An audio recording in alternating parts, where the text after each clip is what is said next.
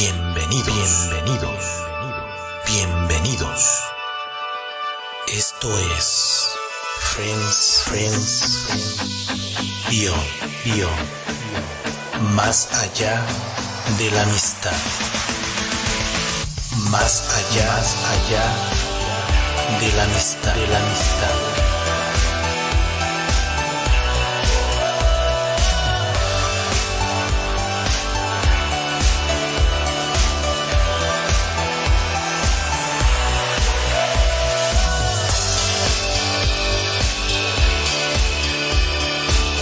Más allá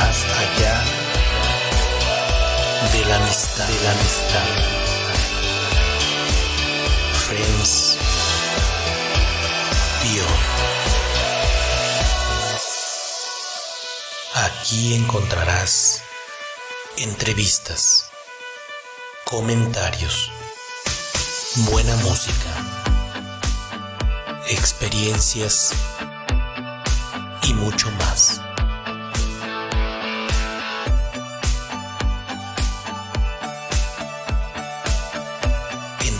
Entrevistas, comentarios, buena música, experiencias y mucho más.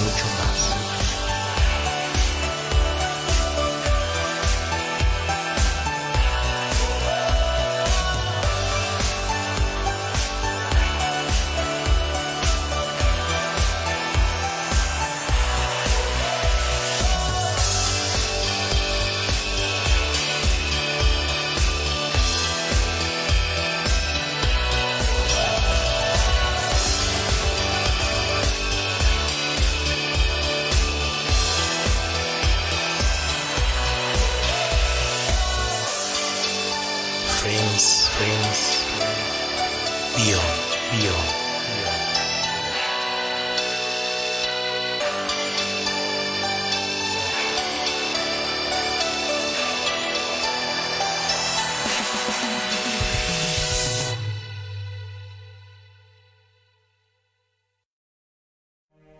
Mamita, papito, se terminó el ciclo escolar. ¿Estás preocupado por la preparación académica de tus niños? El inglés bien aprendido puede sembrar para ellos un futuro sin obstáculos. No los detengas. 20 de julio iniciamos. Curso básico de inglés totalmente en línea. 2 clases de hora y media por semana. Lunes y miércoles de 3 a 4:30. Costo por clase 40 pesos. Más informes 722-452-5596. Ayúdalos a escuchar, hablar, leer y escribir inglés con facilidad.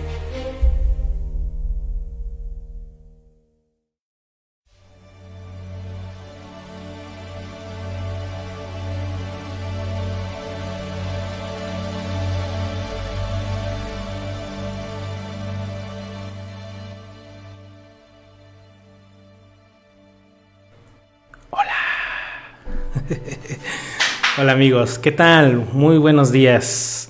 Excelente fin de semana para todos ustedes. Estamos transmitiendo en una nueva modalidad que no habíamos probado antes, con video.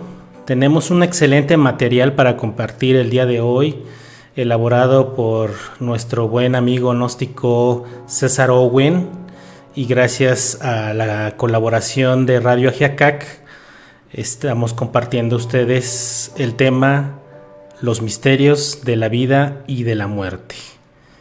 ¿Qué pasa en ese momento inevitable para todos?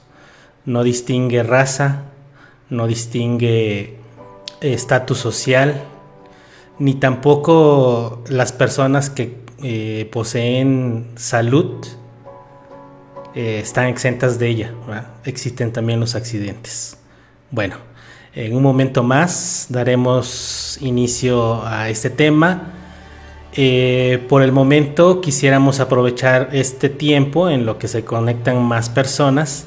Quisiéramos aprovechar para agradecer a todas las personas que nos han estado apoyando, ya sea comentando, dándole like, compartiendo, tanto a los videos que hemos subido como también a la página. Eso nos está ayudando mucho a llegar a más personas. Nos sorprende mucho ver que hemos llegado a ya 3.800 personas, no en vivo, no directamente conectados en vivo, pero sí que se han conectado han visto el video posteriormente. Entonces eso nos va favoreciendo, porque ustedes saben que es un algoritmo el que ocupa Facebook para ir posicionándonos en el watch que le llaman, ¿verdad? Entonces, sin más que agregar, vamos a mencionar a las personas que nos apoyaron durante esta semana. Está José Manuel Trejo Escobedo, Fernando Ochoa, Daniel Sanz, Beatriz Rodríguez Flores, Diane Serrano, Jando Avilés, Ignacio Jiménez, Rosario Cos, Osiris Martínez Mendoza, Rocío Reyes Ramírez, Miguel Ángel, nada más así, Miguel Ángel, Beatriz Dorantes, que también la amenazamos con que nos exponga un tema, Tere Méndez, Lizzy Yáñez, Bim Bam Cast, Javier Nasir, Miriam Landeros, Miriam, saludos, Cristina Montano, Cris González, Antonio García Gallegos, también saludos, oriundo de Toluca, Miki Osina, Go Charlie, César Quiñones Hernández, Salvadora Arenga Navarro, Cristina Acevedo, Jairo León Pisano, también amigo gnóstico, lo invitamos a que participe con nosotros con un tema. Carolita KC, ¿verdad? Es Carolita, pero es CK, al revés, KC Arolita. Carolita Magdicinta Rueda, ex compañera de trabajo. Leticia Marín, Miguel Ángel Reséndiz Pavón, amigo, saludos. César Vázquez Mojica, Cels Aquetzali GF, Jackie R. Cruz, Regina María, Oliva Aguite, María Pérez, Karina Reina, Magda Alvarado, Lía Guzmán, Jimena Valdivia, Márquez Flor, Adrián Yáñez, Quique Salinas, Milángela González, Higinio Uribe, Estrella, Aureliano Castro, Ángeles Castellano, Carlos Hernández Pérez Castañeda, Loret Becerra Guerrero, Sheila TP, Daniel Guevara, Daneli, es mi sobrina, Daneli Guevara, Jessica Jardón, mi exalumna, hola, Irene Pacheco, son los de esta semana, muchísimas gracias. Entonces, bueno, vamos a continuar con ustedes, pero ahora reproduciendo el video que produjo nuestro amigo César Owen para ilustrar y documentar el tema de los misterios de la vida y de la muerte. Entonces vamos a cambiar de escenario. Permítanme ustedes.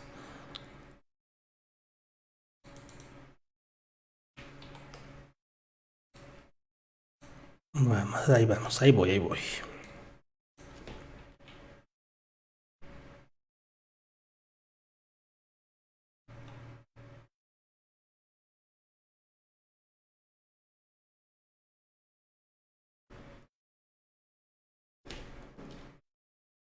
Después de la muerte, pero bueno, en todo caso, el propio hecho.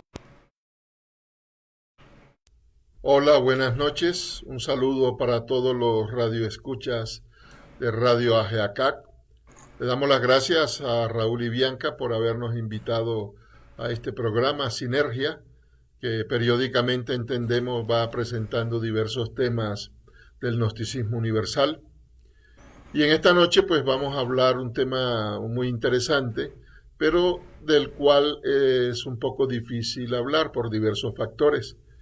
Factores culturales, factores del temor que le tenemos a la muerte, el propio hecho de no saber, no tener certeza de lo que sucede después de la muerte. Pero bueno, en todo caso iremos paso a paso, adentrándonos en estos misterios de la vida y de la muerte. Si revisamos antiguas culturas como la egipcia, la tibetana, la azteca, la maya, por ejemplo, vamos a encontrar que son culturas que podríamos denominar entre comillas funerarias, porque todo en esas culturas parece estar orientado hacia una vida ultraterrena. Podríamos decir que se preparaban en la vida para la muerte y para vivir no la continuidad de esta vida terrenal, sino que a partir de profundos cambios logrados en la conciencia íntima del individuo, en la misma vida terrenal, poder trascenderla y acabar con un incesante retornar, y pasar entonces a morar en diversos niveles superiores de conciencia y fusionarse así con su real ser interior profundo. Llámese Dios, Osiris, Brahma y Palnemowani, Padre o el nombre que querramos darle. Por el contrario, en nuestra cultura occidental nos resistimos, tememos y nos resulta insoportable la idea de la muerte. Tanto los que creen en una vida ulterior, en un más allá, o en un retorno al más acá en otro cuerpo, como también los que no creen en nada de esto. Y también los que creen como cristianos en la vida eterna, en los cielos después de la muerte. Todos, paradójicamente, todos se resisten a morir. Si ese morir implica Padre o el nombre que querramos darle, estar con el Padre, por el bien los que creen como cristianos pensamos en la vida eterna incongruente. Porque si esa muerte me va a llevar a esa felicidad, a esa dicha de estar allí en los cielos, pues entonces pues lo más rápido que vaya mejor, ¿no? El psiquiatra Raymond Moody Jr. en su libro Vida después de la vida hace un interesantísimo análisis de las dificultades que conlleva pues hablar de la muerte. Y él menciona entre ellas las diferencias emocionales, mentales, sociales, culturales, las traumáticas también de enfrentarse con la propia muerte al evocarla, hablando de ella. Y señala una interesante, dice que la naturaleza del lenguaje también es una implicación, un factor que pues conlleva la dificultad de hablar de la muerte, porque dice él que en su mayor parte las palabras del lenguaje humano aluden a cosas que hemos experimentado con los sentidos físicos. Y claro, la muerte en sí misma y todo lo que hay después de ella es algo que recae más allá de la experiencia meramente física o tridimensional. Como consecuencia, pues, nuestra terminología es inadecuada para expresar lo que solo la conciencia despierta puede capturar, conocer, aprender. Pero muchos años antes de que el doctor Moody hablara de este tema, ya el venerable maestro Samael Aun Weor había escrito en su obra Educación Fundamental lo siguiente, veamos. La observación y la experiencia de muchos años nos han permitido comprender que a la gente no les interesa saber cuál es realmente el profundo significado de la muerte. A la gente solo les interesa continuar en el más allá y eso es todo. Muchas personas desean continuar mediante los bienes materiales, el prestigio, la familia, las creencias, las ideas, los hijos, etc. Sin embargo, cuando las multitudes comprenden que cualquier tipo de continuidad psicológica es apenas un sueño, es algo vano, efímero, inestable, se sienten entonces sin garantía, se sienten inseguros, se espantan, se horrorizan, se llenan de infinito terror. No quieren comprender las pobres gentes que todo lo que continúa se desenvuelve en el tiempo. Que todo lo que continúa se vuelve mecanicista, rutinario, aburridor y que finalmente decae. El temor a dejar de existir solo desaparece cuando nos hacemos plenamente conscientes del profundo significado de la muerte. El yo, el ego, quiere siempre, como es natural, un seguro de muerte, una garantía suplementaria, alguna autoridad que se encargue de asegurarnos una buena posición y cualquier tipo de inmortalidad más allá del sepulcro aterrador. El mí mismo no tiene muchas ganas de morir, el yo quiere continuar, el yo le tiene mucho miedo a la muerte. La mente embotellada en lo conocido jamás podrá experimentar lo desconocido, lo real, lo verdadero. Solo rompiendo la botella del tiempo mediante la correcta meditación podemos experimentar lo eterno, lo atemporal, lo real. La muerte en sí misma nada tiene de aterrador, es algo muy hermoso, sublime, inefable. Cuando realmente nos hacemos plenamente conscientes del hondo y profundo significado de la muerte, descubrimos entonces por sí mismos, mediante la experiencia directa, que la vida y la muerte constituyen un todo íntegro, unitotal. La muerte es el depósito de la vida. El sendero de la vida está formado por las huellas de los cascos del caballo de la muerte. Es urgente comprender a fondo y en todos los terrenos de la mente lo que realmente es la muerte en sí misma. Solo así es posible de verdad entender en forma íntegra lo que es la inmortalidad. Ver el cuerpo humano de un ser querido metido entre el ataúd no significa haber comprendido el misterio de la muerte. La verdad no es cuestión de creer ni de dudar. La verdad nada tiene que ver con la incredulidad ni con el escepticismo. La verdad no es cuestión de ideas, teorías, opiniones, conceptos, preconceptos, supuestos, prejuicios, afirmaciones, negociaciones, etc. Y la verdad sobre el misterio de la muerte no es una excepción. Resulta imposible comunicar la experiencia real de la muerte a quien no la conoce. Cualquier poeta puede escribir bellos libros de amor, mas resulta imposible comunicar la verdad sobre el amor a personas que jamás lo han experimentado. En forma semejante decimos que es imposible comunicar la verdad sobre la muerte a personas que no la han vivenciado. Quien quiera saber la verdad sobre la muerte debe indagar, experimentar sobre sí mismo, buscar como es debido. Solo así podemos descubrir la honda significación de la muerte. Es urgente, es necesario, es indispensable hacernos plenamente conscientes del hondo significado de la muerte, y solo así desaparecerá el temor a dejar de existir. Observando cuidadosamente la humanidad podemos verificar que la mente se halla siempre embotellada en lo conocido y quiere que eso, que es conocido, continúe más allá del sepulcro.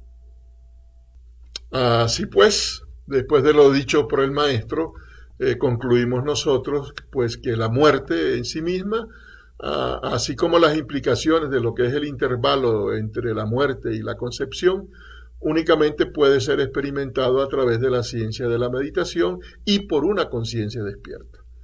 Los conceptos, las teorías, las creencias, las experiencias ajenas no nos sirven para conocer los fenómenos de la muerte. Cuando decimos que solo la conciencia despierta y la ciencia de la meditación, es decir, la experiencia mística directa, y que a través de ella se pueden experimentar eso que pertenece a los misterios de la ultratumba, no queremos pecar de exclusivistas o fanáticos, sino que simplemente ni la filosofía positivista ni la ciencia oficial pueden ayudarnos, porque tanto la una como la otra jamás toman en cuenta la vida que comienza más allá del umbral de la muerte. Ellos no ven en el hombre ninguna vida psíquica independiente de las funciones vitales. Y todas estas cuestiones, desde el punto de vista científico, pues son solo para ellos ficción. Pero hoy en día, como en el pasado, personajes pertenecientes al mundo de la ciencia oficial, como el doctor Moody mencionado, por ejemplo, han hecho investigaciones y constataciones de esas experiencias de un más allá o de existencias sucesivas. A unos les han tildado de locos y fantasiosos y otros, cuidándose de eso o de esto, se mantienen en los estrictos límites de los dictámenes materialistas y evolutivos de la ciencia oficial y cautelosamente han designado a sus centenares de constataciones y experiencias como unas simples teorías, a las que hace falta no sé cuántas comprobaciones más para empezar a aceptar que son un hecho evidente. Entonces, ¿por qué no podemos prescindir de las teorías sin comprobación que mantiene la ciencia oficial ante la contundencia de los hechos? Ya lo dijo un gran sabio, hechos son hechos y ante los hechos tenemos que rendirnos. O como dijo otro, si un hecho contradice a una teoría reinante, prescíndase de la teoría, aunque la sostengan los hombres más famosos. Por su parte, las modernas doctrinas religiosas, espiritistas y pseudoesotéricas fallan también al estar atrapadas dentro del dogma de la evolución, esperando que con el tiempo las cosas sean mejores. Y mientras tanto, los hechos nos van demostrando lo contrario, que son peores a pesar de la tecnología desarrollada y que el ser humano, en vez de avanzar, retrocede. Además de que tienen sus románticos conceptos sobre la ley divina y el amor universal, así como el de la vida, del reino de los cielos, que la presentan como semejante en muchos aspectos a la vida terrena.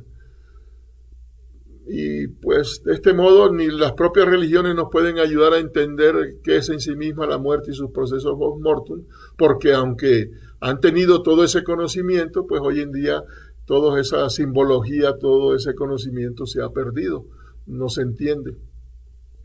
Evidentemente, si queremos descubrir por experiencia directa aquello que continúa más allá de la muerte, debemos archivar entonces los procesos razonativos y sentar una base sólida para la verificación de eso que está más allá del tiempo, de aquello que continúa y que no puede ser destruido con la muerte del cuerpo físico. Debemos comenzar por investigar qué somos realmente, qué parte de nosotros se queda en el panteón o cementerio y qué continúa más allá de la tumba. La muerte es inevitable, ¿verdad? Y nosotros debemos estar preparados para recibirla.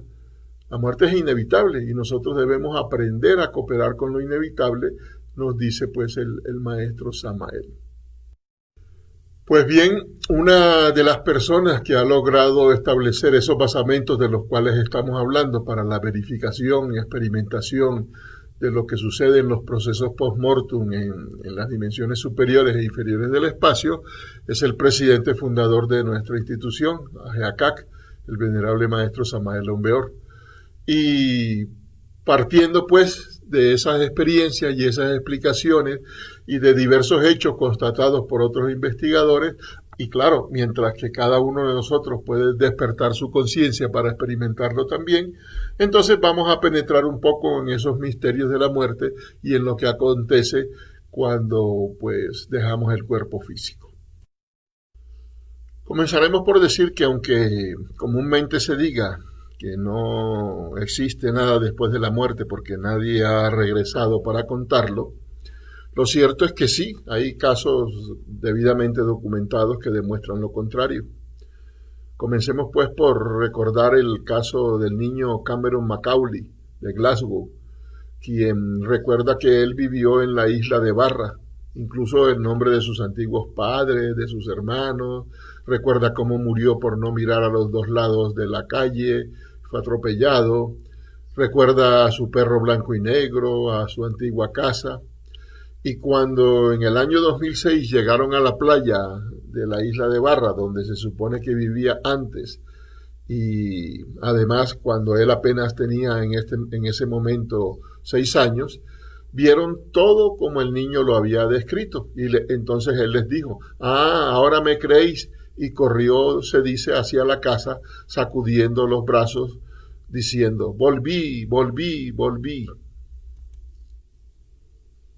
Tenemos también el caso de las hermanas Joanna y Jacqueline Pollock, que por allá en 1957 en Inglaterra sufrieron un accidente automovilístico, fueron atropelladas y por supuesto murieron. Su madre, la señora Pollock, quedó embarazada nuevamente después de 1 año y ya sabía que iba nuevamente a tener gemelas. Y su esposo le dio como una corazonada de que ese parto de gemelas, esas gemelas que nacerían estaban o eran exactamente las hijas que habían muerto 1 año atrás. El padre se puso a observar a las niñas cuando nacieron y observó que una de las bebés tenía encima de la ceja derecha una cicatriz idéntica a la que tenía su hija, y anterior, y la otra niña a su vez tenía un lunar tamaño del pulgar que llevaba en el mismo lugar que lo tenía la segunda hija fallecida. Así pues que posteriormente, a los 4 meses, la familia se mudó, se fue a vivir a otro poblado. Las 2 niñas conocían el lugar perfectamente, o sea, donde vivían antes. Incluso una de ellas, sin ver la escuela, señaló con el dedo donde se encontraba la escuela y la otra niña señaló el lugar donde se encontraba una plaza con un columpio y un tobogán. Y cuando esas mismas niñas pasaron por su antigua casa, inmediatamente la reconocieron. Cuando las niñas cumplieron 4 años, el papá abrió la caja en donde guardaba los juguetes antiguos de las niñas muertas. Y lo extraño para los padres fue que cada niña reconocía el juguete a que pertenecía cada una. E incluso llamaban a las muñecas por el nombre que éstas tenían cuando las usaran las hermanas fallecidas. Pero también se dieron cuenta que las niñas mostraban mucho miedo al paso de los coches, claro, fueron atropelladas.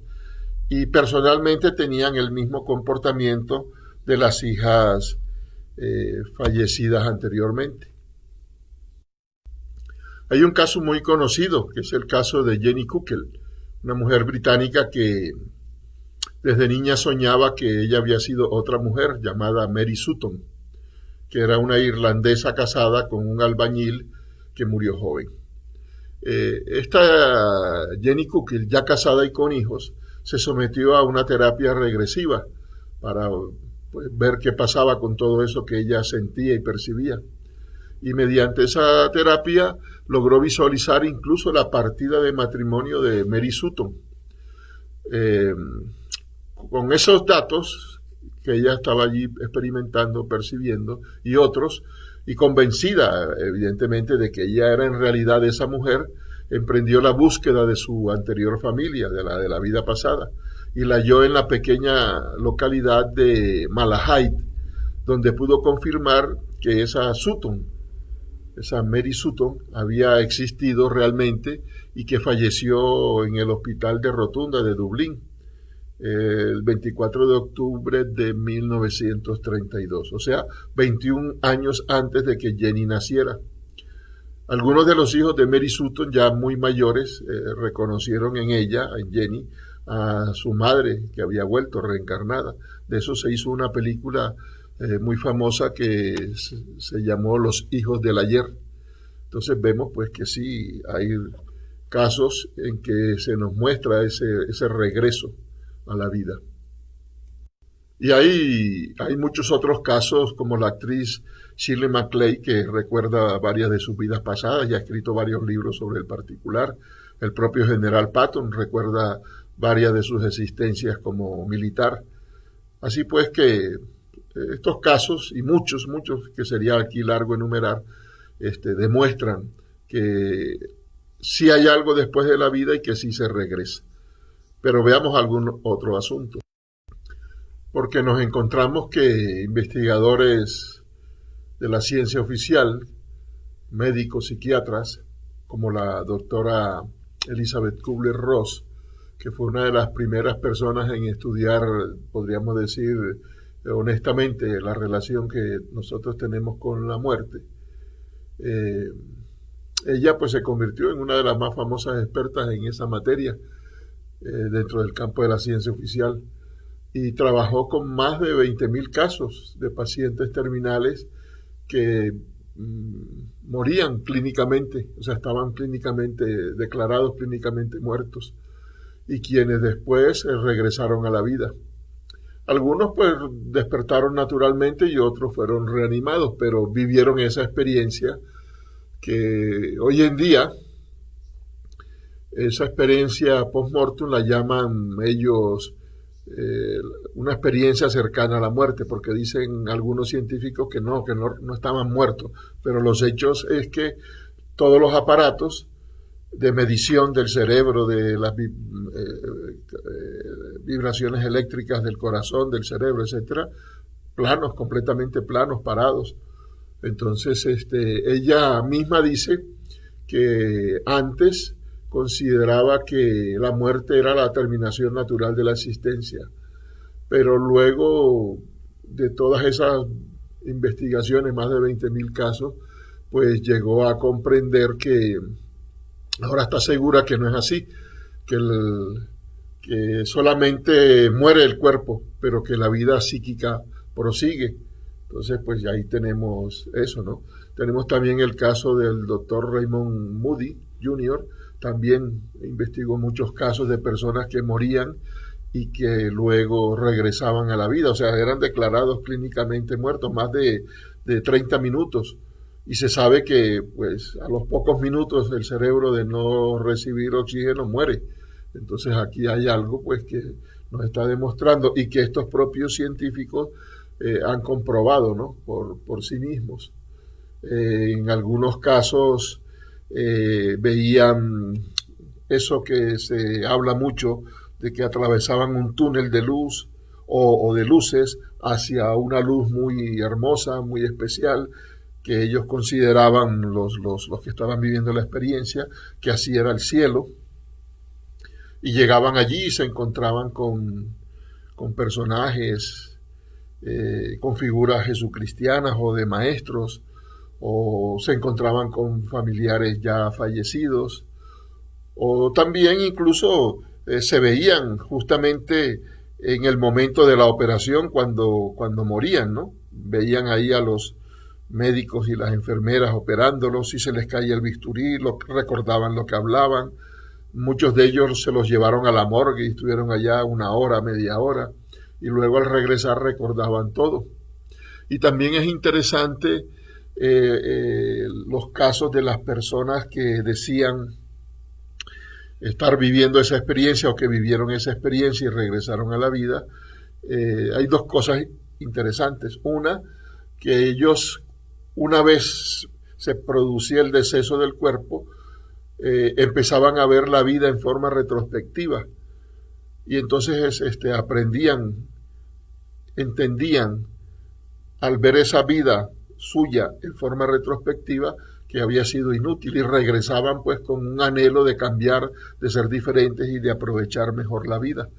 Y también el caso de los que se suicidaban, que se veían metidos en mundos infradimensionales con monstruos y cosas así parecidas, o sea, personas que se suicidaron, vivieron esa experiencia que llaman ellos cercana a la muerte, que es pues prácticamente la muerte del cuerpo físico y luego el retorno, el regreso. También nos demuestran lo que sucede, ¿no? Que luego más adelante en esta plática hablaremos sobre ello, esa experiencia de ver la vida en forma retrospectiva, ¿no? Entonces, pues, pasemos ahora a entender qué es lo que sucede exactamente en el momento que morimos y después de la muerte. Vamos a hablar entonces primero de las causas de la muerte. Le preguntaron en cierta ocasión al maestro, de acuerdo con eso que se llama destino, ¿es cierto que tenemos los días y las horas contadas? Y responde el maestro, distinguido caballero, con el mayor placer responderé a su pregunta. Cuando uno sale de viaje, es incuestionable que lleva determinada cantidad de dinero para los diversos sistemas de transporte. Obviamente usted debe saber gastar su dinero, porque si lo malgasta, su viaje habrá de ser interrumpido. Quiero que comprenda que al venir al mundo, los ángeles del destino depositan en nuestros 3 cerebros determinado capital de valores vitales, como una especie de energía, de gasolina. Es claro que si los malgastamos, si acabamos con dicha fortuna, el viaje por el camino de la existencia será interrumpido prontamente. Mas si los ahorramos, nuestro viaje podría hacerse largo y así llegaríamos hasta la ancianidad. Entonces el hombre vuelve a preguntar, bueno, pero me sorprende usted con eso de los 3 cerebros. Yo siempre he oído que tenemos un solo cerebro. ¿Podría usted decirme cuáles son los otros 2? Contesta el maestro. Con que le sorprende a usted lo de los 3 cerebros. Compréndame. Entre la caja craneana tenemos el centro intelectual, En la parte superior de la espina dorsal tenemos el cerebro motor, el centro capital de los movimientos. Y en el plexo solar, 2 dedos sobre el ombligo y demás centros simpáticos, está el centro de las emociones. De acuerdo a esto, podríamos decir que se puede morir por tercio. Es decir, en la medida que se agoten los valores vitales de cada uno de esos centros capitales psicoenergéticos de la máquina humana, nuestro cuerpo y órganos se deterioran, enfermamos y morimos. Bien, eso es lo dicho, ¿no?, por el maestro. Entonces, en lo anterior podemos ver la acción suprema de la ley de causa y efecto, la que es llamada karma por los indostanes.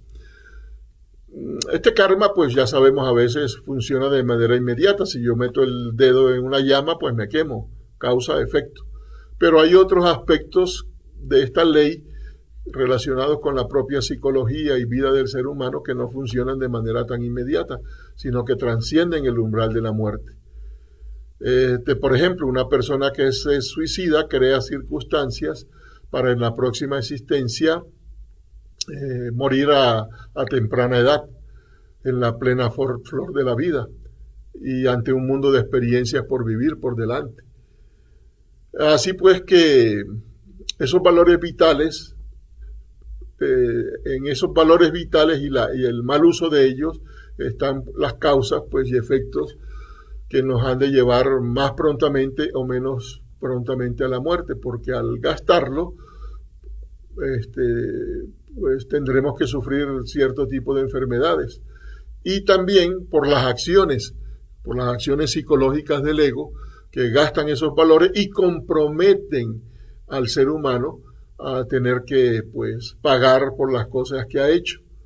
Entonces, dice el maestro, por ejemplo, la ceguera es causa de la crueldad, el asma y la tuberculosis son causa del ateísmo, la lepra y el cáncer por la fornicación.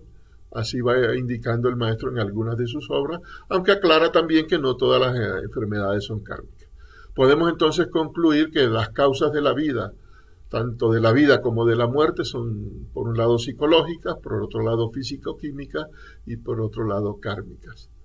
También existe la ley de accidentes, de la que se vale pues el propio karma para cumplir su acción. Esto ya pues lo podemos ver en otros programas. Muy bien, vamos entonces ahora a ver qué sucede en el momento de la muerte. Preguntémonos qué cosa es en sí misma la muerte. Bueno, la podríamos definir como el cese de las funciones vitales. ¿En razón de qué? El maestro nos explica que es a causa de que el rayo de la muerte circula por el organismo. Y nos dice que, dado que la vida es una energía determinada y determinadora, nosotros desde el nacimiento hasta la muerte recibimos en nuestro organismo y fluyen dentro de nuestro organismo humano distintos tipos de energías, pero que el único tipo de energía que el organismo humano no puede resistir es el rayo de la muerte. Este rayo de la muerte posee un altísimo voltaje eléctrico, vibratorio, es demasiado elevado, y el organismo, por supuesto, no puede resistir semejante voltaje. Así como un rayo puede despedazar un árbol, también el rayo de la muerte, al fluir por el organismo humano, pues lo destruye inevitablemente. Y dice el maestro que lo reduce a sus elementos fundamentales. El rayo de la muerte reduce pues al llamado hombre, dice él, a una quinta esencia molecular. Y pone el ejemplo, para ilustrar esto, que es como si cogiéramos una tonelada de flores y la convirtiésemos, pues, o la redujésemos a un frasquito o a una gota de perfume. Veamos lo que nos dice el maestro en relación con esto. Leamos. El rayo de la muerte conecta al fenómeno muerte con el fenómeno nacimiento. Origina tensiones eléctricas muy íntimas y también cierta nota clave que tiene el poder determinante de combinar los genes dentro del huevo fecundo. Y así, el ego, la conciencia, energéticos, continúan en nuestros descendientes. Cuando la esencia se desprende y el ego se desprenden del viejo cuerpo bajo el impacto terrible del rayo de la muerte, se produce una tensión eléctrica tremenda, semejante como a una nota clave, cuyo resultado axiomático es el movimiento y combinación de los genes determinantes del futuro cuerpo físico. Así es como los sutiles constituyentes del huevo fecundado se acomodan en disposición correspondiente, pero teniendo como base la tensión eléctrica y la nota clave que produce el rayo de la muerte.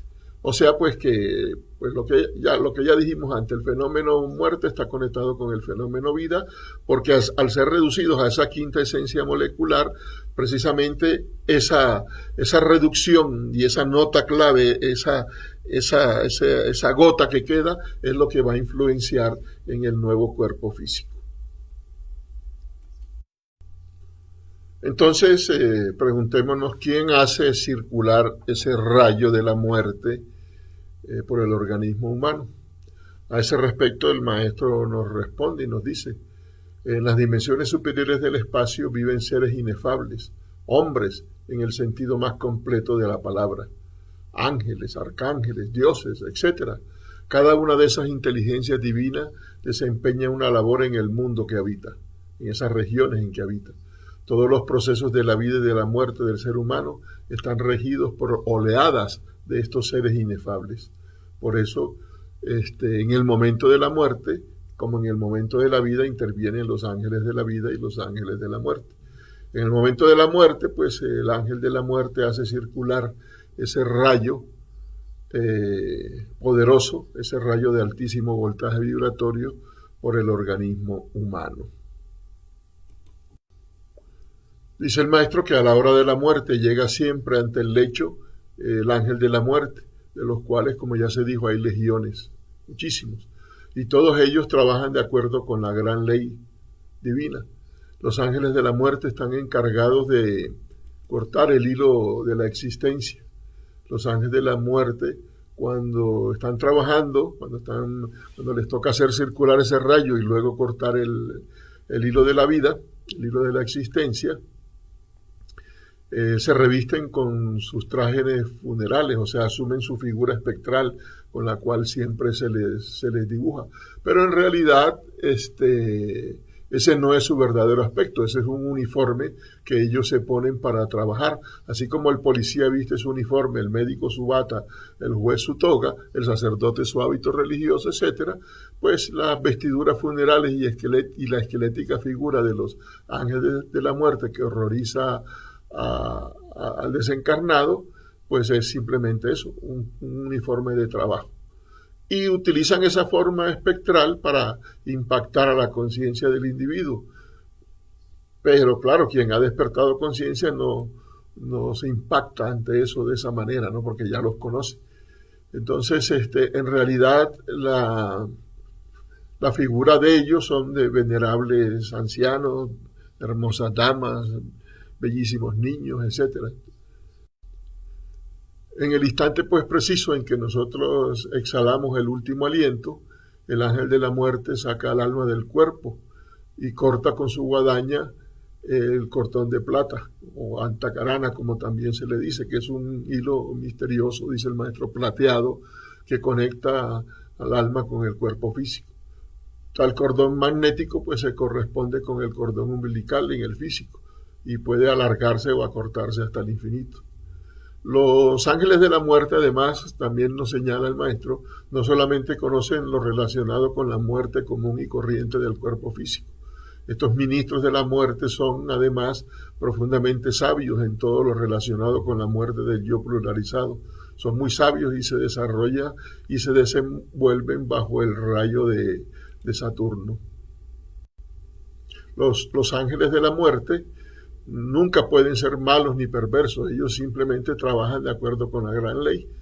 Cada cual nace en su hora y muere exactamente en su tiempo. Entonces ellos, bajo esas órdenes, pues simplemente cumplen su misión de traer a la vida cuando toca y de llevarnos de la vida cuando toca. Los ángeles de la muerte pues son en sí mismos hombres perfectos. aunque es muy amarga la pérdida de un ser querido y parecería como si los ángeles de la muerte fuesen demasiado crueles, pero no lo son ellos realmente, aunque esto parezca increíble. Los ángeles de la muerte, ya dijimos, trabajan con la ley, con suprema sabiduría y muchísimo amor y caridad. Esto solo lo podemos entender claramente cuando lo experimentamos y nos identificamos con ellos en los mundos internos. Por su parte, los ángeles de la vida, los ángeles que rigen los procesos de la concepción, viven normalmente en la cuarta dimensión, en lo que se llama el mundo etérico o vital. Y los que gobiernan la muerte viven en la quinta dimensión, en ese famoso mundo astral del ocultismo. Los primeros conectan pues a la esencia del ego con el zospermo, y los segundos rompen esa conexión que hay entre la esencia del ego y el cuerpo físico. Los ángeles de la vida pues tienen figuras de niños, saben mucho de medicina oculta, dice el maestro, tienen poder sobre las aguas de la existencia, sobre la matriz, sobre el líquido amniótico, sobre los órganos creadores, etc. Dice él que no hay duda de que los ángeles de la vida trabajan con las mujeres durante el parto. Ellos pueden abrir toda matriz y ayudar en todo nacimiento, y suelen ser médicos asombrosos. Realmente ellos son los encargados de conectar el hilo de la vida con el zospermo fecundante, siempre de acuerdo con la ley divina, con la justicia divina. Ellos son los agentes secretos que ayudan a toda mujer en el proceso del parto. La criatura se gesta en el vientre, y ya en el momento en que se une el espermatozoide con el óvulo, ya hay vida, porque justamente allí ya comienza a gestarse la vida, y queda conectada esa vida, y la hay porque está conectada a la conciencia, al alma retornante, que regresa, al alma retornante que regresa, pero claro, esa alma, esa conciencia no entrará directamente en el cuerpo, sino cuando se hace la primera inhalación del aire. Es como cuando dormimos, ¿no? El sueño, podríamos decir, es una muerte pequeña. Cuando dormimos, la conciencia está fuera del cuerpo con el ego, y cuando despertamos, ella se mete otra vez dentro del cuerpo. Entonces podríamos decir, cuando morimos, la conciencia y el alma se van, se corta el cordón de plata y ya no hay más relación con ese cuerpo. Pero luego se nos da otro cuerpo, y entonces esa conciencia y ese ego regresan y son conectados por los ángeles de la vida al nuevo cuerpo. Entonces, por eso en el momento en que el espermatozoide fecunda el óvulo, ya hay vida, porque lo que da la vida justamente es el alma, no simplemente la conjunción química del espermatozoide y el óvulo. Recordemos que somos un alma con cuerpo, no un cuerpo con alma. El cuerpo nada más es un vestido que nos quitamos en el momento de morir, y cuando nacemos se nos da un nuevo cuerpo. Es como cuando nos cambiamos diariamente, ¿no? Hoy estoy vestido de una manera, mañana me pongo otro vestido de otra manera, pero sigo siendo la misma persona. Así es igual. Somos un alma con cuerpo que cambiamos de cuerpos cada vez que nos toca venir al mundo.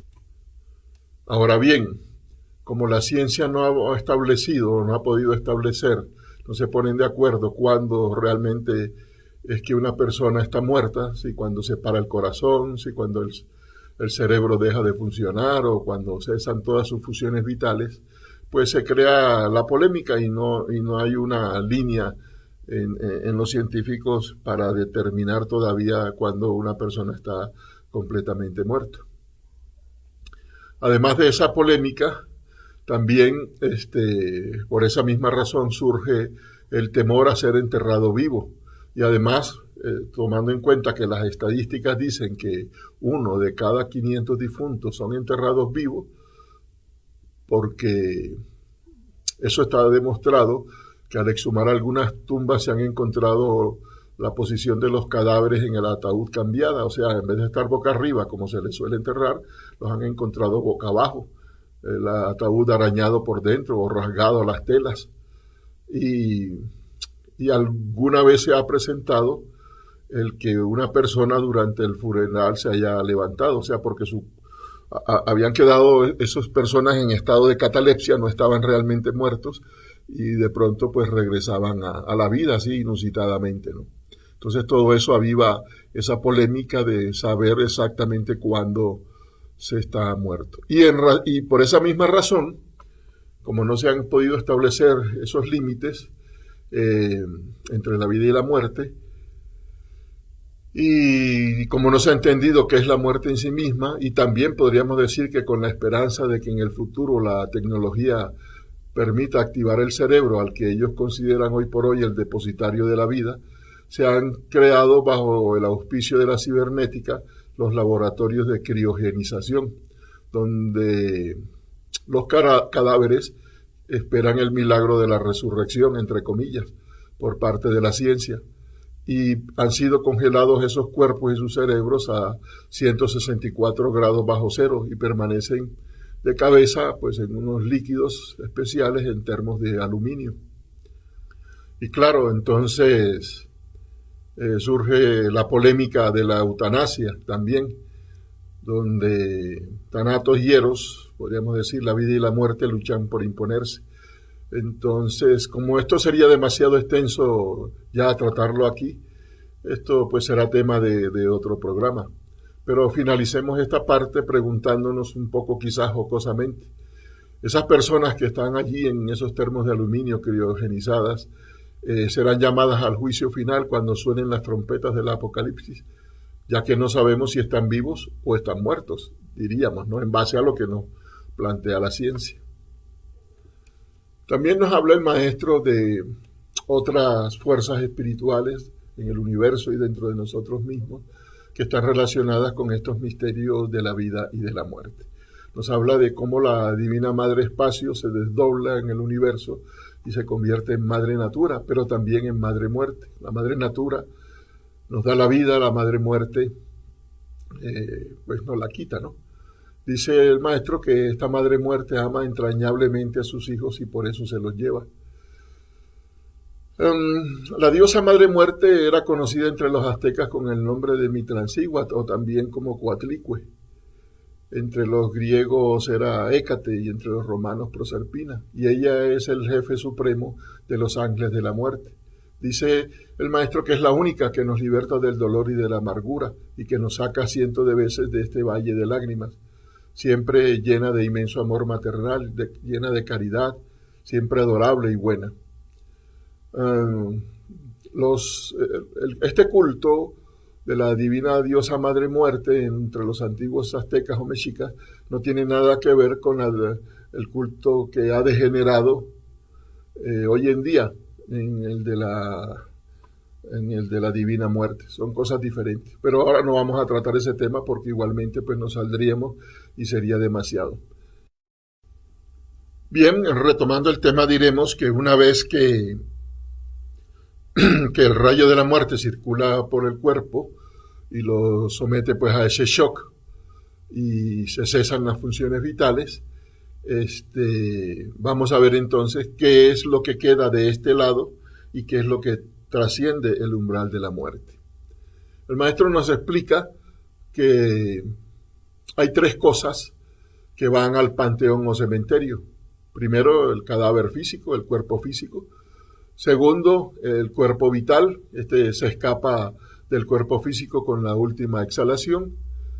Y flota ante el sepulcro y se va descomponiendo lentamente a medida que el cuerpo físico se desintegra. Y tercero, la personalidad. Entonces, son tres cosas que quedan de este lado o van al sepulcro: cuerpo o cadáver físico, cuerpo vital y la expersonalidad del fallecido. Aunque merece que se le estudie a fondo, no nos detendremos ahora a estudiar el cuerpo físico. Tan solo decir, como ya dijimos, que va al sepulcro, se va desintegrando poco a poco, se momifica en algunos casos o se crema en otros. Ahora, en cuanto al cuerpo vital o etérico, sí señalaremos que este es el mismo cuerpo bioelectromagnético descubierto por los rusos y que quedó debidamente registrado en las placas fotográficas por la cámara de los esposos Kirlian. Y dado que pues ya fue fotografiado, pero aún así la ciencia occidental no lo acepta, preguntamos cuántas fotografías más necesitan los científicos materialistas para aceptar esta cruda realidad del cuerpo vital o cuerpo etérico. Otra cosa es ya la profundización, el estudio del mismo para conocer su composición, características, fisiología, etcétera. Pero este cuerpo es un hecho del cual no puede hoy en día negarse y que ya desde tiempos antiquísimos nos hablaron en los indostanes, por ejemplo, llamándole el aura. Así pues, el cuerpo vital es el aura de la que tanto se habló en las escuelas esotéricas de Oriente. Es el mismísimo cuerpo etérico, el doble vital energético de nuestro cuerpo físico. El cuerpo vital sostiene a cada célula del cuerpo físico, es su asiento vital, su doble energético, y tiene, al igual que el cuerpo físico, sus órganos, su fisiología, pues sus funciones. Por su parte, el maestro en su magnífica obra Endocrinología y Criminología nos describe algunos aspectos de este cuerpo etérico o cuerpo vital. Dice: los místicos orientales consideran que el cuerpo etérico del hombre tiene 4 clases de éteres: el éter químico, el éter de vida, el éter luminoso o lumínico y el éter reflector. Cada uno de estos 4 éteres tiene sus funciones en relación íntima con toda la economía orgánica. El éter químico está relacionado con todos los procesos de asimilación y eliminación orgánica. El éter de vida se halla relacionado con todos los procesos de reproducción de la raza. El éter lumínico o luminoso se relaciona con todos los procesos de percepción sensorial. El éter reflector está íntimamente relacionado con las facultades de la memoria, imaginación, voluntad, etc. El cuerpo vital controla todo el sistema nervioso, vasomotor, es el asiento de la vida. Cada átomo etérico penetra dentro de cada átomo físico y lo hace vibrar. Así pues, entonces se nos ha dicho que en el instante preciso de la muerte, en el momento en que el difunto exhala su postrer aliento, los éteres lumínico y reflector se reducen a un diseño electropsíquico de su personalidad, y los éteres químico y de vida se reducen a un germen de vida. Tal germen y tal diseño continúan en las regiones suprasensibles de la naturaleza y más tarde vienen a impregnar, a saturar el huevo fecundado. De esta manera es como al regresar, se reincorporan en el nuevo cuerpo físico las características personales, físicas y psicológicas muy similares a la de la vida anterior. Por eso a veces decimos que alguien que es mexicano o se parece que fuera chino o de otro lugar, ¿no?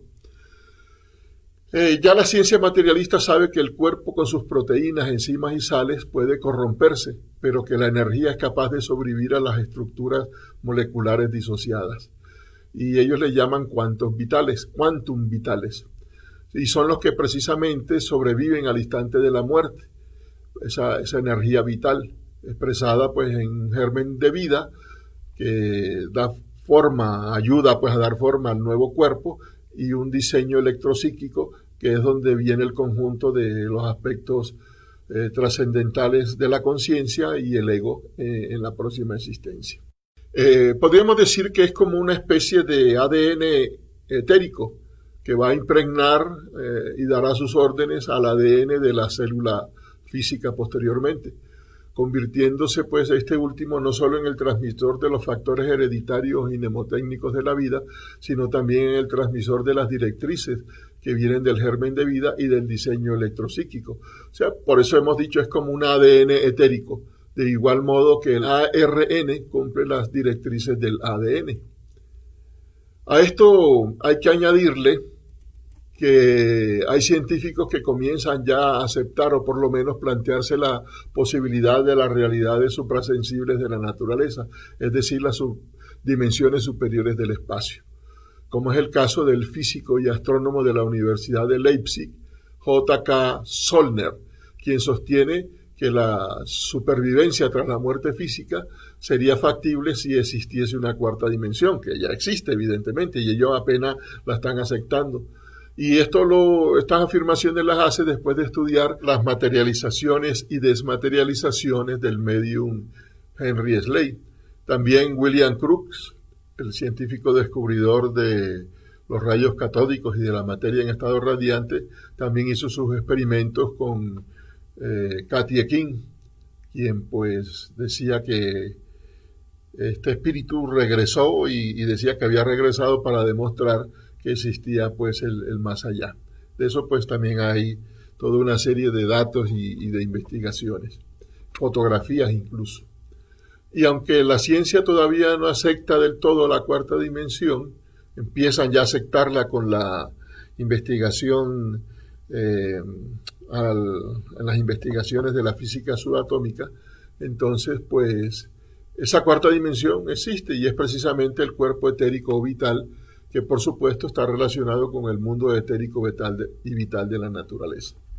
Por otra parte, los investigadores James Bedford y Walt Kensington, citando los experimentos de Jean-Jacques Delpas, un biólogo un tanto desconocido, quien siguiendo los experimentos del neurólogo inglés Gray Walter con las ondas inductoras, llaman efecto Delpas a los experimentos de emisión de ondas encefálicas por parte de los moribundos, luego que el encefalograma ya daba plano, seguían generándose, y aunque la vida se había ya extinguido. Querían demostrar así la continuidad de la parte energética.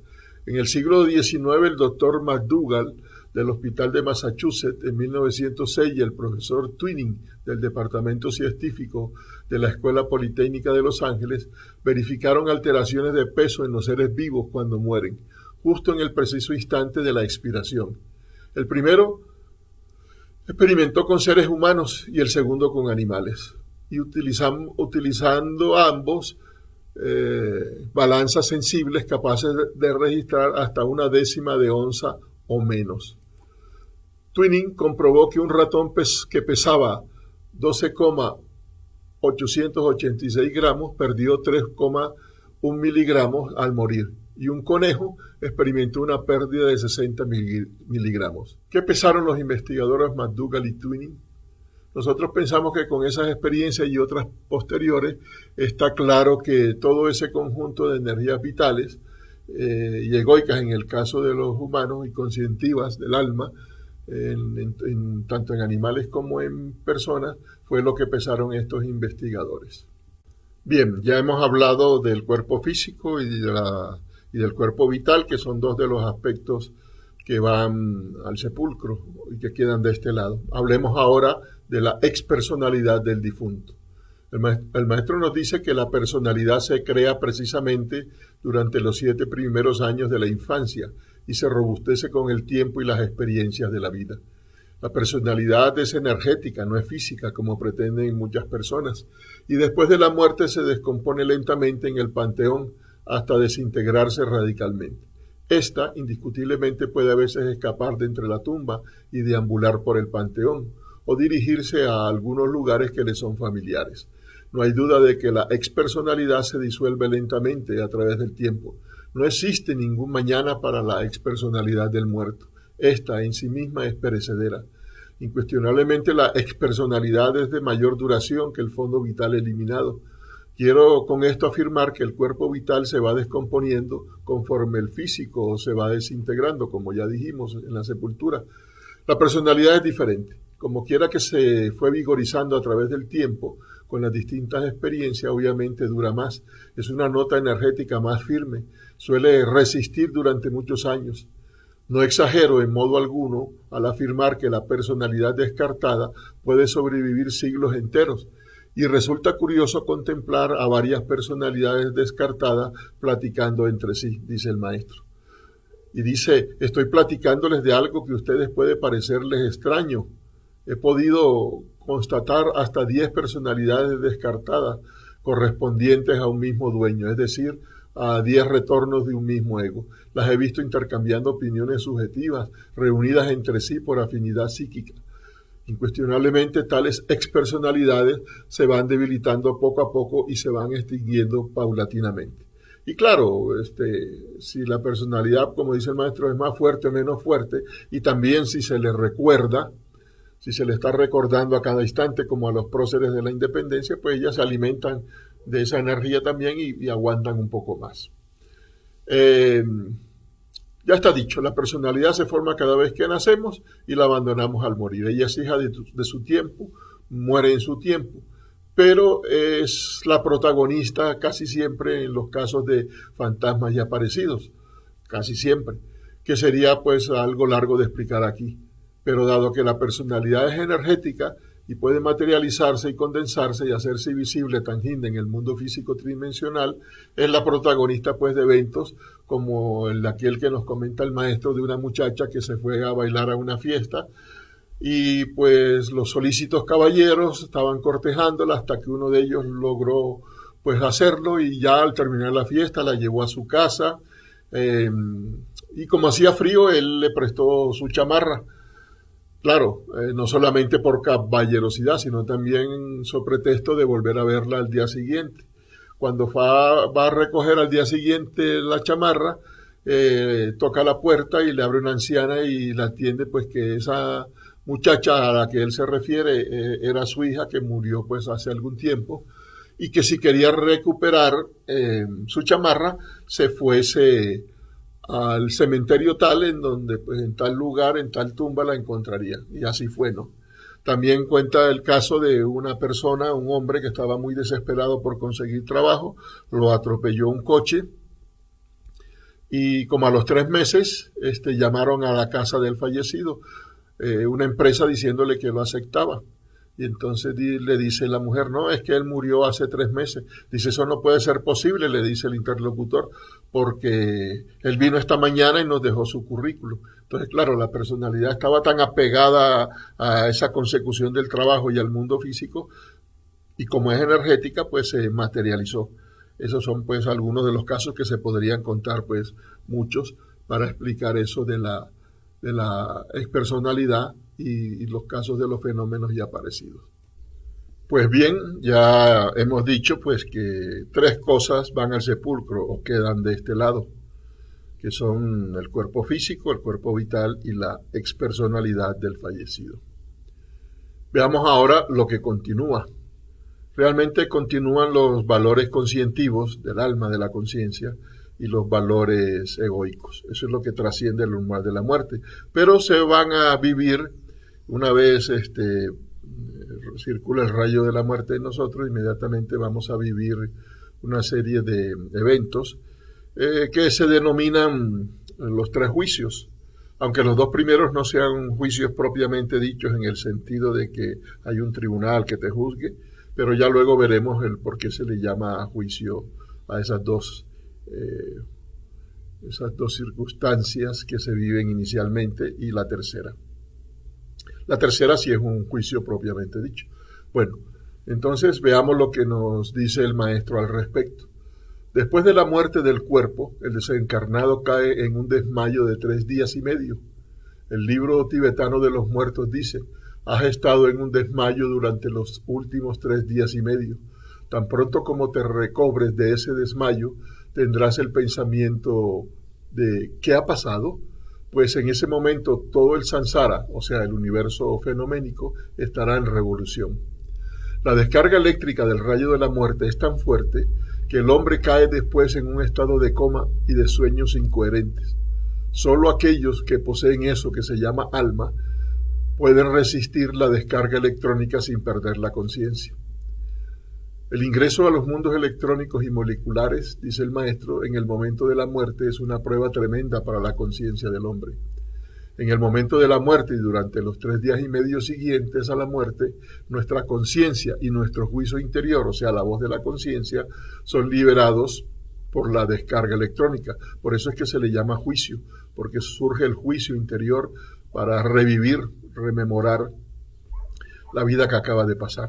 Entonces los difuntos tienen que revivir la vida en forma retrospectiva bajo la descarga electrónica, pero en forma muy rápida y terrible en este primer juicio. Tienen que ver toda la vida que acaba de pasar. La visión retrospectiva del samsara, la vida que acaba de pasar en el instante de la muerte y durante los 3 días y medio subsiguientes, es de tipo electrónico, y por ello cada suceso se puede medir con el patrón del tiempo electrónico, que oscila entre 40 minutos y 2,5 segundos. La vida es como una película. Cuando termina la película, nos la llevamos para la eternidad, y allí revivimos nuestra propia vida que acaba de pasar en forma retrospectiva. Después del gran desmayo de 3 días y medio, los difuntos tienen que vivir rápidamente y en forma retrospectiva toda la vida que acaba de pasar. El ego se lleva su mundanalidad más allá del sepulcro, y la visión retrospectiva de la vida que acaba de pasar es algo muy terrible. El concepto tiempo es algo muy importante en este trabajo de visión retrospectiva de la vida que acaba de pasar, o visión retrospectiva del samsara. Este primer juicio algunas personas lo pueden vivir en algunos casos un poquito antes de morir. Por ejemplo, hay personas que al estarse ahogando han tenido esa visión retrospectiva de su vida, pudiendo recordarla luego al ser salvados. De igual modo también esa visión retrospectiva la han pasado muchas de las personas que han vivido eso que el doctor Moody llama experiencia cercana a la muerte, que es el término clínico con que se denomina a esas personas que ya mencionamos antes, y que pues se dice que son 1 de cada 20 norteamericanos los que han pasado por esa experiencia, unos 8 millones más o menos. Entonces, de esto podemos nosotros dar testimonio, porque cuando tendríamos 12, 13 años nos estábamos ahogando en una laguna, y empecé a ver mi vida en forma retrospectiva, aunque era pues corta, ¿no?, hasta esa temprana edad. Y entonces en el proceso de retrospección llegó un instante en que recordé haber leído en una revista que se llama, o no sé si todavía existe, que se llamaba Selecciones del Reader Digest. Leí un artículo que afirmaba que es mejor cuando uno se está ahogando no desesperarse porque se ahoga más rápido. Entonces, a lo que yo recuerdo dentro de la visión retrospectiva, ese artículo, digo, entonces no me voy a desesperar. Entonces me dejaba hundir, y como apenas el lago la laguna esta tendría como unos 2,5 metros, 3 metros, pues yo llegaba al fondo, tocaba el fondo, me impulsaba, tomaba aire y gritaba auxilio, volvía para el fondo, llegaba al fondo, me impulsaba otra vez hacia arriba, volvía a sacar la cabeza, auxilio, y así hasta que me escucharon y me salvé. O sea, que en el mismo proceso de la visión retrospectiva, hubo un momento en que llegué a ese punto donde había leído ese artículo, y lo que decía pues el artículo a la final me salvó. Una vez hemos vivido ese primer juicio, pues nos toca vivir un segundo juicio, que ya explicamos por qué se le llama juicio. O sea, como se ha liberado la conciencia y el juicio interior, para que hagamos conciencia de nuestros errores y de nuestra vida, por eso se le llama juicio, ¿no?, por el juicio interior. Bueno, dice el maestro que en el mundo molecular volvemos a revivir nuestra vida que acaba de pasar en forma mucho más lenta, porque el tiempo en el mundo molecular es más lento que en el mundo electrónico, y por ello cada suceso se mide con el patrón del tiempo molecular, que oscila entre el mes y los 40 minutos. Bajo la influencia lunar revivimos nuestra vida desde la ancianidad hasta la niñez y nacimiento. Los desencarnados visitan entonces aquellos lugares con los cuales se relacionaron, reviven cada escena de su vida y dicen y hacen lo mismo que hicieron, sintiendo alegría por las buenas obras y profundo dolor por las malas. Si el difunto era una persona de 80 años, por ejemplo, por un tiempo estará acariciando a sus nietos, sentado a la mesa, acostándose en su consabida cama, etc. Pero a medida que va pasando el tiempo, él va adaptándose a otras circunstancias de su propia existencia. Pronto se sentirá viviendo la edad de los 79 o de los 77 o de los 60 años, etc. Y si vivió en otra casa a la edad de los 60, se verá viviendo en aquella otra casa y dirá lo mismo que dijo, y hasta su aspecto psicológico asumirá el aspecto que tenía durante la edad de los 60 años. Y si vivió a la edad de los 50 años en otra ciudad, a esa edad se verá viviendo en esa ciudad, en esa otra casa. Al tiempo que cambia su aspecto psicológico, su fisonomía también cambia, formándose de acuerdo con la edad que tenga que revivir, ya sea a la edad de los 20, por ejemplo. Tendrá entonces exactamente la fisonomía que tuvo cuando tenía 20 años de edad. Y a la edad de 10 años se verá un niño, y cuando llegue el instante en que haya terminado de revisar su existencia pasada, toda su vida habrá quedado reducida a sumas y restas de operaciones matemáticas, y esto es muy útil para la conciencia. Por su parte, investigadores, psiquiatras como el Dr. Raymond Moody Jr. y el investigador Kevin Williams han comprobado en los cientos de casos de experiencias cercanas a las muertes que ellos han investigado que estas afirmaciones sobre la retrospección de la vida son una realidad y que al moribundo se le presenta una revisión panorámica de todo lo que han hecho en la vida que acaba de concluir. Y de esa revisión salen sintiendo, dicen ellos, que el amor es la cosa más importante en la vida. Una vez pues se han vivido estos dos primeros juicios retrospectivos de la vida que acaba de pasar, entonces se pasa al tercer juicio. A este respecto nos dice el maestro: es inevitable que una vez que se ha repasado la vida tal y como sucedió, tenga que presentarse el difunto ante los tribunales de la ley, ante los señores del karma para ser juzgado. Esto es lo que se llama presentarse uno ante los tribunales de Dios o de la justicia objetiva. Tales tribunales son perfectamente distintos a los de la justicia subjetiva o terrenal, porque esta justicia no puede ser burlada ni comprada jamás. En los tribunales de la justicia objetiva solo reina de verdad la ley y la misericordia, porque es obvio que al lado de la justicia siempre está la misericordia. Podríamos decir que ellos son la suprema piedad y la suprema impiedad de la ley.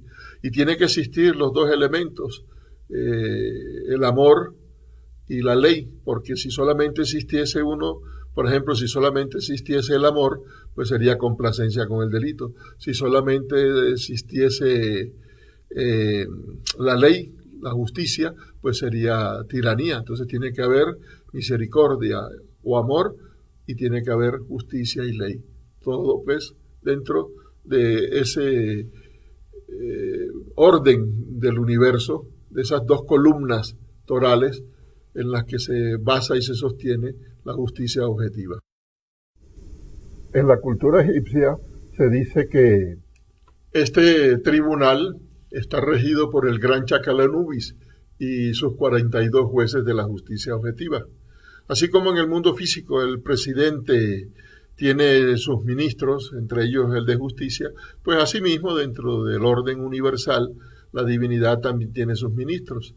Entonces estos ministros, Chacal Anubis y sus 42 jueces, pues son los ministros de la justicia cósmica que ayudan pues en el proceso de ordenar y mandar todo lo relacionado con la justicia.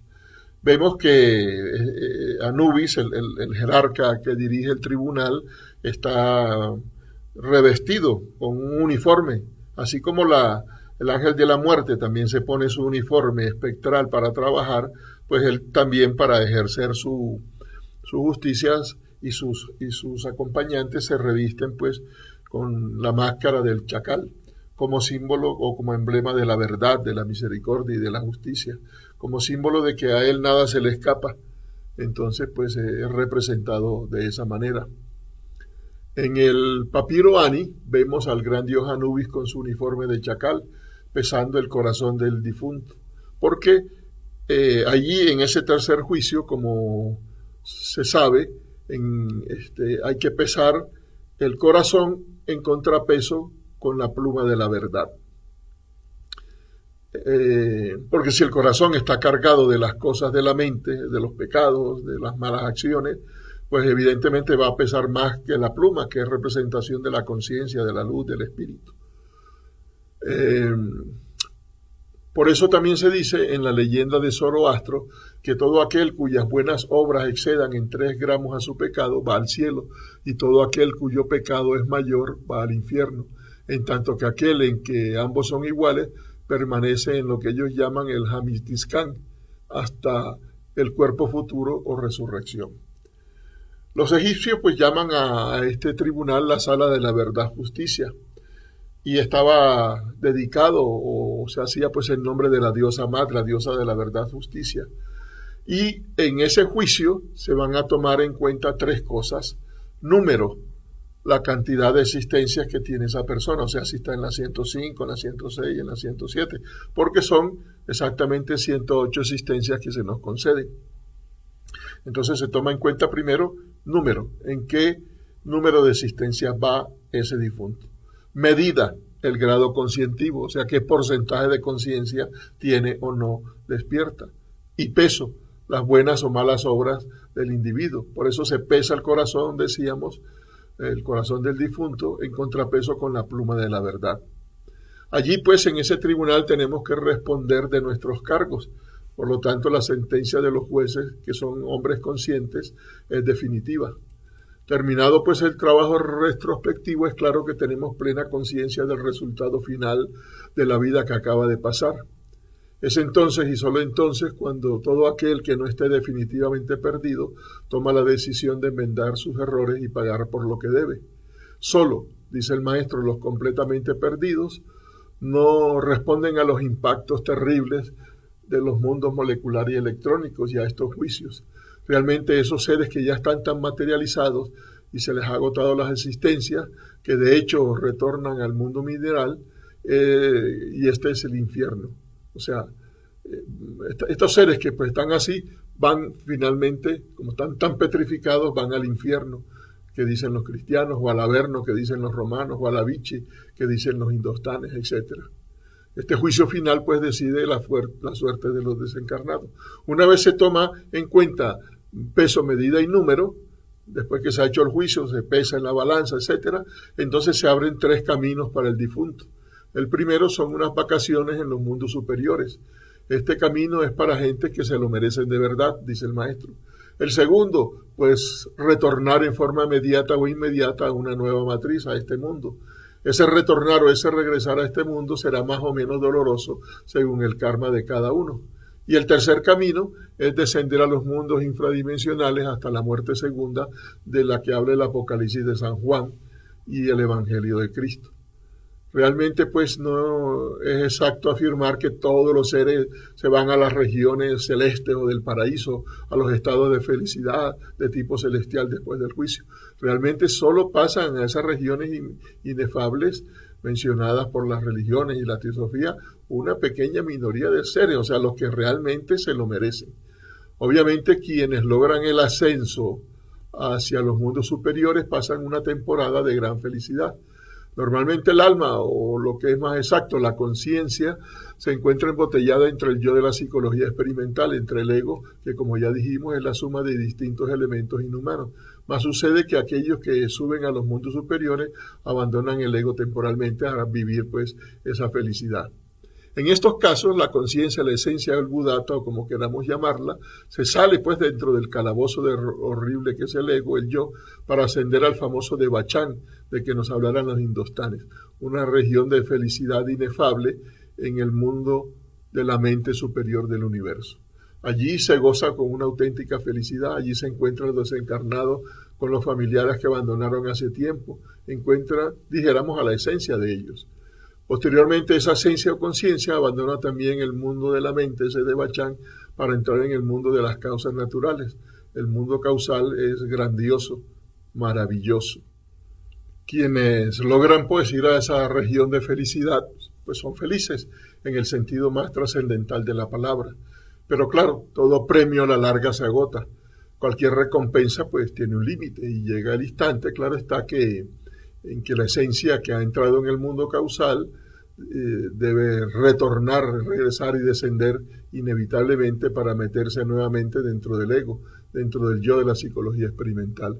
Posteriormente, esa clase de esencias viene a impregnar un nuevo huevo fecundado para formar un nuevo cuerpo físico. Se reincorporan en un nuevo cuerpo físico, vuelven al mundo, pero vienen con esa fuerza de haber vivido, experimentado en esas regiones del Devachan y en el mundo causal más allá de esa felicidad. Entonces vienen con fuerza y con anhelos para trascender este mundo, eliminar el ego y despertar. Otro camino muy diferente aguarda a los que descienden a los mundos infiernos. Se trata de gente que ya cumplieron su tiempo, su ciclo de manifestación, o que fueron demasiados perversos. Tales gentes involucionan indubitablemente dentro de las entrañas de la tierra, como dice la Biblia, allí donde solo se vive el llanto y el crujir de dientes. Y permanecerán allí hasta la que misma la naturaleza les elimine lo que ellos no quisieron eliminar, les elimine el ego. y entonces la conciencia ya libre pueda salir prístina y pura a un nuevo ciclo de manifestación entre los diferentes reinos de la naturaleza, hasta reconquistar el estado humano que otro la perdiera, y tendrá nuevamente 108 existencias para autorrealizarse y regresar triunfante a su propio ser. Y así 3000 veces. O sea que cada vuelta, cada ciclo de subir y bajar, se nos dan 108 existencias. Al multiplicarlas, 108 existencias por 3000 veces que se nos dan, da pues un total de 324.000 existencias para lograr. Ahí vemos pues también manifiesta la misericordia divina, ¿no? Al regresar a un nuevo vehículo, si es el camino que nos toca o cuando nos toca, se entra en acción la ley del karma, pues no existe causa sin efecto. Los ángeles de la vida se encargan de conectar el cordón de plata con el zoospermo fecundante. Obsérvese que solo uno de los millones de espermatozoides que se escapan en el instante de la cópula goza de poder suficiente como para penetrar el óvulo y fecundarlo. Esa fuerza de tipo muy especial no es producto del acaso o del azar, está impulsada desde adentro, en su energetismo íntimo, por el ángel de la vida, que en tales instantes realiza la conexión de la esencia que retorna, y entonces otra vez se vuelve a comenzar, y pues a lo que se acabe la existencia, otra vez se van a vivir los juicios, otra vez, y así, hasta que queramos nosotros realizar el trabajo para autorrealizarnos íntimamente en todas nuestras infinitas posibilidades y escaparnos pues de esta ley de la muerte y nacimiento, esta ley del incesante retornar. Y como elemento de constatación de que todas estas grandes verdades develadas por el maestro Samael pues realmente no son nuevas, tenemos ahora unas imágenes del Códice Laúd del grupo Borgia de origen mixteco, en el que encontramos pues en algunas de esas láminas muchos de los aspectos estudiados en esta plática de los misterios de la vida y de la muerte. El presidente de nuestra institución, Guillermo Corpilara, en su libro El Códice Laúd, el libro mexicano de los muertos, pues devela muchos de estos elementos. Vemos pues el instante en que el ángel está cortando el cordón de plata, vemos el instante de ese desmayo de la conciencia, vemos, según cuentan las tradiciones aztecas, cómo se atraviesa el filo de navajas para ir al tercer juicio, aquí también en el ego, esperando en el limbo el resultado del juicio. En estas vemos a el dios Camazot y al dios Coyote o Coyotl, en los cuales pues es la misma representación de los jerarcas de la ley. Y en la del dios Camazot pues vemos lo mismo, el corazón en contrapeso con el espíritu del individuo. Hay más símbolos allí, pero sería muy largo explicarlos ahora. Vemos también un aspecto interesante, vemos las formas de las sillas de los jueces, de los 42 jueces que aparecen en el papiro Ani, y exactamente esa misma forma y 43 sillas aparecen en la zona arqueológica de Zempoala, en el círculo llamado de los gladiadores. Entonces en estas sillas de Zempoala se dice que se hacían juicios. ¿Por qué son 43? Bueno, porque son 42 jueces más Anubis 43, digo yo que Anubis también se sienta, ¿no? Vemos el instante en que la esencia, simbolizada por el pájaro, está penetrando dentro del individuo que ha de nacer, y el ángel de la vida pues está ahí listo para conectarlo. Vemos en el caso de que la esencia tenga que irse hacia los mundos infiernos, pues aquí está el ángel entregándola a Mictlantecíhuatl y la boca del lagarto de la tierra para indicar pues los mundos infradimensionales. Vemos la conexión con esos cielos, con esa experiencia, esas vacaciones que decimos que se pueden dar, y pues muchos elementos que están relacionados con las diversas partes del cuerpo, del alma, de la conciencia, de la personalidad, etc.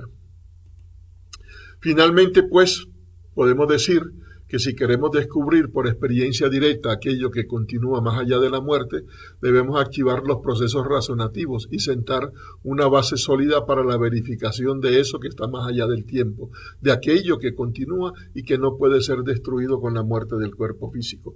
Debemos comenzar por investigar cada uno de nosotros qué somos, qué parte de nosotros queda en el panteón o cementerio y qué continúa más allá de la muerte. Es decir, hacernos conscientes nosotros mismos de todas estas verdades aquí explicadas. Bueno, por su atención muchas gracias. Nuevamente damos gracias a Raúl y Bianca por habernos invitado a este programa Sinergia de Radio Ajacac. Y pues esperemos que no sea la última vez que podamos compartir. Un saludo fraternal para todos. Buenas noches.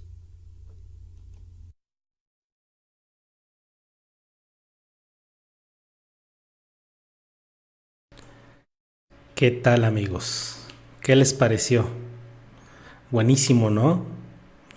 Quiero comentarles que esto es una colaboración que tenemos con la estación hermana de Ajiacac, Asociación Gnóstica de Estudios de Antropología y Ciencia.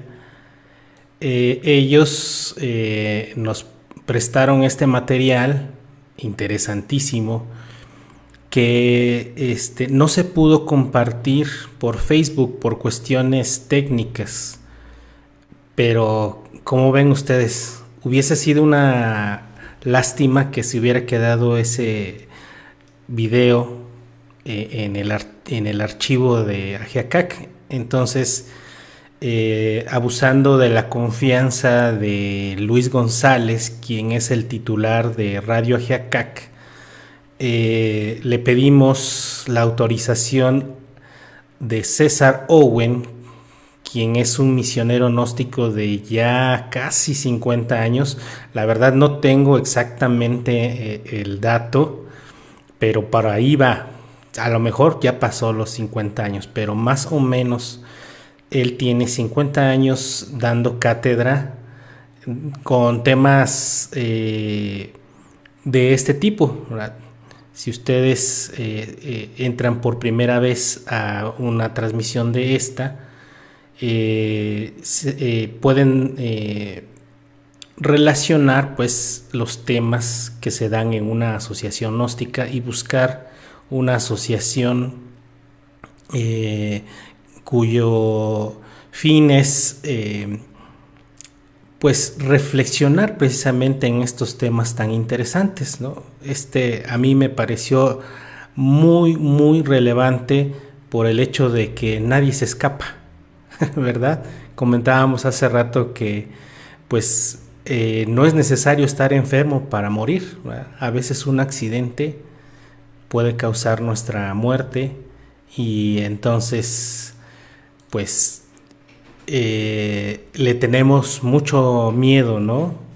Es curioso, ¿no? Es curioso cómo la muerte, siendo algo que es inevitable, se le tiene miedo y el por qué se le tiene miedo. En fin, bueno, se puede hacer una plática mucho más extensa, pero ya hemos excedido ahorita la hora y media. Entonces queremos que ustedes participen. Ya saben ustedes que aunque no estén viendo esto en vivo, ustedes pueden comentar, pueden preguntar a través del chat. Entonces ahorita estamos conectados. Nuestra página origen o de donde sale la señal es en Meditación y Desarrollo Interior, página de Facebook. Pero a su vez esto después, puesto que no lo pudimos configurar el día de hoy para que se transmitiera simultáneamente en el canal personal de su servidor en YouTube, entonces los subiremos a la posteridad tal cual como salió ahorita, lo subiremos a el Profe 1212, es mi canal personal, Y hay otras páginas que se están aunando, ¿verdad? Contando la de Radio Ajiacac. Hay otra que se llama Meditación Gnóstica y otra que se llama Meditación Toluca. Entonces, bueno, por cualquier página que usted la esté viendo, nosotros vamos a estar recibiendo las preguntas. Si nosotros podemos contestarla, la contestaremos. Si no, se las turnaremos a César, quien se tomó, no sé cuánto tiempo le tomaría el haber armado este video, que se transmitió por ahí de marzo de este año. Y les comento, no se pudo ver, solamente se pudo escuchar, pero ya vieron ustedes toda la elaboración que tuvo, todos los cuidados que tuvo él para con este video. Y bueno, en esta misma página o en estas mismas páginas que ustedes nos estén viendo, vamos a estar compartiendo la siguiente semana otro tema para aquellos que quieran o que ya tengan una mascota. ¿Cómo se llama el tema de la siguiente semana? ¿Cómo ayudar a nuestros amigos peludos? ¿Se dan idea de qué se va a tratar? Bueno, nuestro amigo Alfredo Reyes, médico veterinario, nos va a orientar qué hacer y qué no hacer con respecto a nuestras mascotas en cuanto a alimentación, espacio, conducta, etcétera, etcétera. Entonces, la siguiente semana está programada la transmisión a las 5:30 de la tarde. Igual, por este mismo canal, por esta misma frecuencia. Entonces, amigos, yo creo que nos despedimos por acá. Por aquí nos dan las gracias, y pues son recíprocas, ¿verdad? Rebe, Rico, gracias por unirte. A Jorge Román Avilés Sánchez, gracias.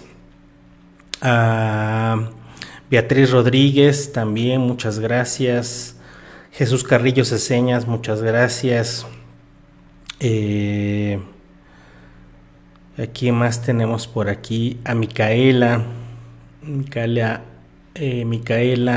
Alapisco, y todos los que nos estuvieron dando like. La verdad, tenemos aquí problemas para estar cambiando de página, entonces no podemos leer todas, pero la próxima semana les prometo que vamos a hacer mención de las personas que nos han estado apoyando, comentando, acompañándonos, dando de like, compartiendo. Muchas gracias. Y pues bueno, el propósito de esto es concientizar, ¿verdad? Hacernos conscientes. A veces llevamos una vida tan acelerada que no nos detenemos a reflexionar. Entonces consideramos el domingo muy buen tiempo, muy buen día para podernos tomar el tiempo y reflexionar un poquito, ¿no? En fin, bueno, mis amigos, los vamos a dejar con un mensaje de nuestros patrocinadores y nos despedimos. Les agradecemos mucho. Sigan con nosotros en nuestras próximas transmisiones y les mandamos un enorme abrazo. Sean felices. Mamita, papito, se terminó el ciclo escolar. ¿Estás preocupado por la preparación académica de tus niños? El inglés bien aprendido puede sembrar para ellos un futuro sin obstáculos. No los detengas. 20 de julio iniciamos. Curso básico de inglés totalmente en línea. 2 clases de hora y media por semana. Lunes y miércoles de 3 a 4:30. Costo por clase, 40 pesos. Más informes, 722-452-5596. Ayúdalos a escuchar, hablar, leer y escribir inglés con facilidad.